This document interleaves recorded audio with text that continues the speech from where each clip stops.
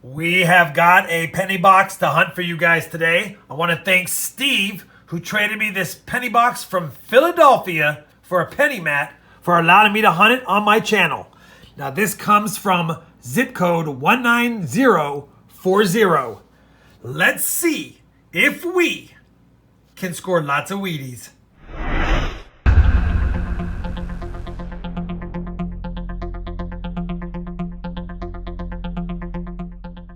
Hey everybody, it's Rob with RobFindsTreasure, and that's right, we've got a Philadelphia penny box to hunt today, and this one has been in Steve's possession since April 15th of 2020.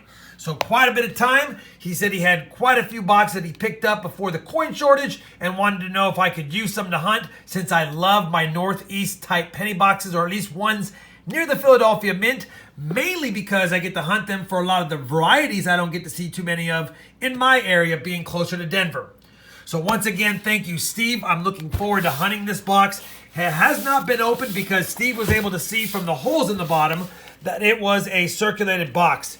We still have some of the shipping popcorn on there because that stuff does not want to go away. But to any extent, I think I'll do a live opening with you guys, and I guess I should turn it this way, and we'll see if we have anything on the top. Now, obviously, I'm looking for wheat cents, Indian head cents, varieties, proofs, foreigns, you name it. We'll have to see what's in this box of goodies. Steve did say he varies pretty differently as far as the number of finds in each box, but I don't really care. I just like to hunt Philadelphia minted pennies in my area so that I can check them under the scope and have some fun doing so. I don't see any obvious wheat cent enders or any foreign enders, but you never know what's inside. Let me go ahead and push this back. We'll start opening rolls, and of course, as you guys know, on my first find, I will loop you in. Roll number 2 is going to provide us with our first find of the box. It's going to be a Canadian cent. Cool toning. Looks like 2001. Yeah, definitely cool toning. We'll take it on the board with a foreign. Very next roll, roll number 3, and we've got another Canadian, and this one's going to be a lot older. This is a King George VI, so it's definitely going to probably be in the 40s, maybe early 50s.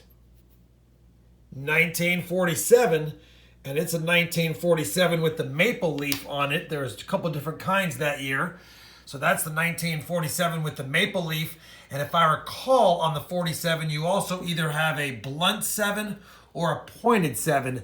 And judging by that tip, I'm thinking that that is probably a pointed 7, but it's been a while since I've looked and there is some damage.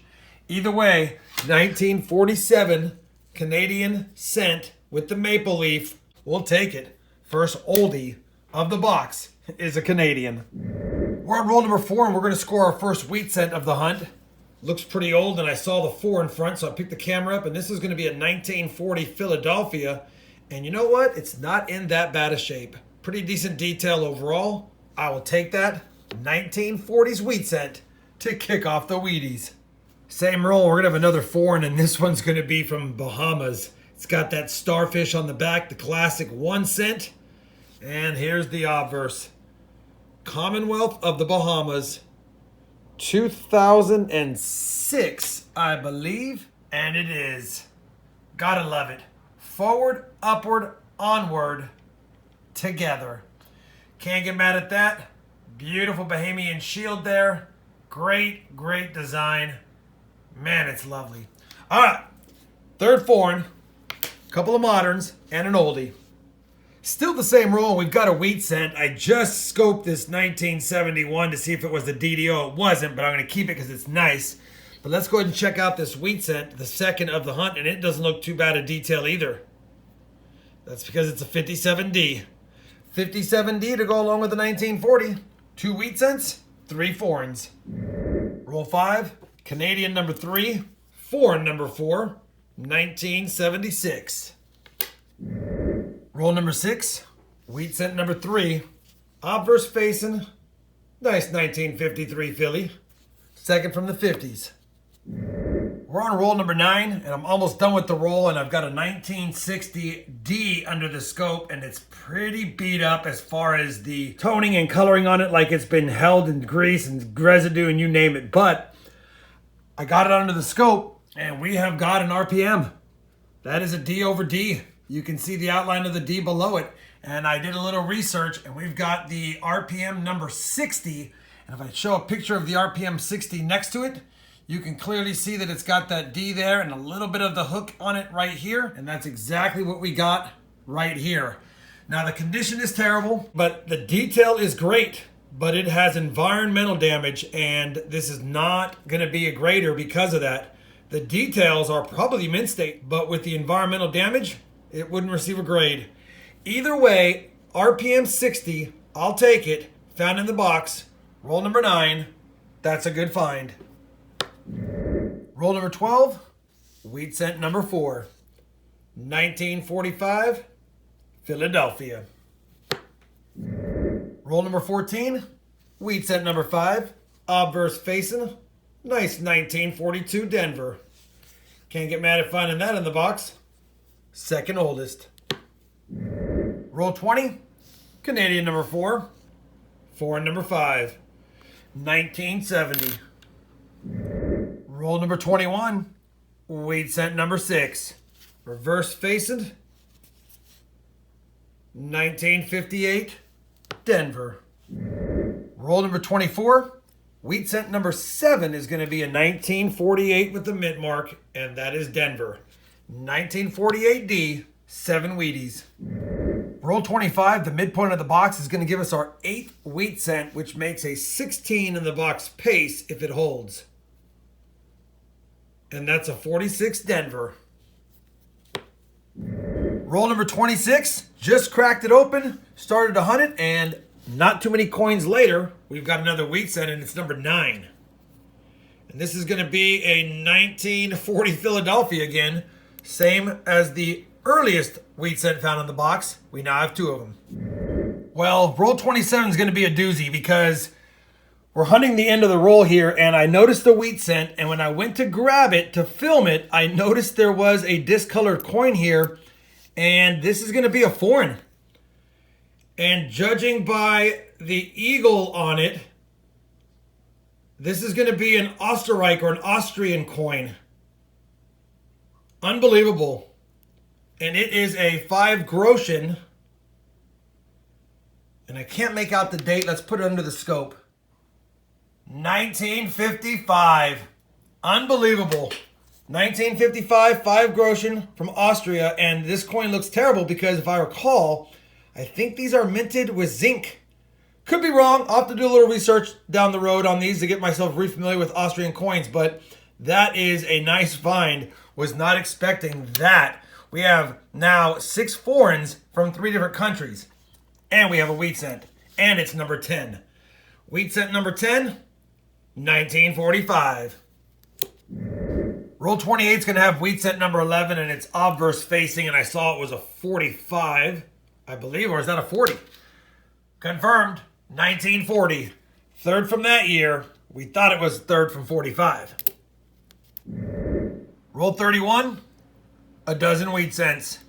This one's in the 50s, and it's a 56 Denver. Roll 32, wheat cent number 13. Reverse facing, our oldest one yet, 1935 Philadelphia. Roll 33, wheat cent number 14. This one's going to be a 1956 Philly. Roll 35, and now we have wheat cent 15. This box is actually producing pretty well. And that looks like a 57 Denver, and it is. Just grabbed roll 37 out of the box, cracked it open, flattened it out, and we've got wheat cent number 16, reverse facing. 1951 Philly. Same roll, a few coins behind that 51 Philly is a 1941 Denver. Wheat cent 17. Box is staying hot, roll 38. I just flattened it out and I saw a damaged wheat cent reverse right here. And I just did a quick peek and I see a second one there. So we'll grab wheat cent number 18. Sorry, I almost said 17. Wheat cent 18 is going to be another 1945 Philly. And wheat cent number 19 is going to be, if I can get it, a 1942 Philadelphia. Roll 41, and we have 20 wheat cents in the box with 9 more rolls still to go, plus this one. And this one's going to be another 1942. Same roll, we've got another Canadian. That's the 5th Canadian of this box, 1981. Roll 44, ironically, is going to have a 1944 from Philly, and that makes 21 wheat cents. Roll 46, and the foreign box continues to put out foreigns. We've got a 2008 Un Centésimo de Balboa from Panama, and the word Urraca on the front. I guess that's the warrior. Either way, 3rd non-Canadian foreign, 4 countries, 5 including the U.S., represented in this box. Same roll, wheat cent number 22 is going to be a 1956 Denver. Roll 47, and we've got another Bahamian coin here, I believe. We do, 1990 with the starfish. Same roll, and we have a potential stunner back here. Looks like it's in pretty good shape for a wheat cent, probably in the late 50s. And no, not the, yeah, I guess it is, 1956 Philly. Thought it was a 50 for a second. We'll take it though. Wheat cent number 23 of this box. Roll 49, and I guess I'll mention, yes, there's styrofoam in this box because the styrofoam that was wrapped around this box in shipping somehow snuck its way in through all the holes after being broken up in transit. So it's made it kind of fun to hunt. That being said, I bring in, because we've got another Canadian, it's number 6, and it just missed being a laureate portrait by a couple of years, 1966, Queen Elizabeth II. Well, we finished that Pennsylvania penny box, and it was a dandy. 23 wheat cents. We got 9 from the 50s, 13 from the 40s, and the oldest being a 1935 Philadelphia. We also got 10 foreign coins, 6 from Canada, including the King George VI, 2 from the Bahamas, 1 from Austria, and 1 from Panama. I got 5 of the 1959s, and we got 4 beautiful cents here, a 63p, a 67p, a 71p, not the DDO, and a 73S that I'm very excited about because I just don't see 73S's in really good shape. Almost proof-like, but I don't think it is. It's just nice and lustrous. 169S, believe it or not the DDO, but we did have one in the box. And only one 2009 that I decided to keep. On top of that, we found a stunner of a 1994, not the DDR, but I think I need a nice Philadelphia one for my penny album, so I'll be checking that. The find of the box really is probably going to be this RPM 060, 1960 D over D. Happy to have found it. Great detail, but environmental damage. Finally, I do want to say a lot of copper. 2/3 a cup. I don't get that many in my box. I get about half a cup of copper when I search. So definitely good to add that much copper to the collection. Again, I want to thank Steve for this penny box trade. It was fun scoping all the coins. Only found 1 RPM, no varieties to speak of, but only 1 box hunted. If you enjoyed this Pennsylvania penny box hunt with me, I'd appreciate a thumbs up. And as always, everyone, happy hunting and thanks for watching.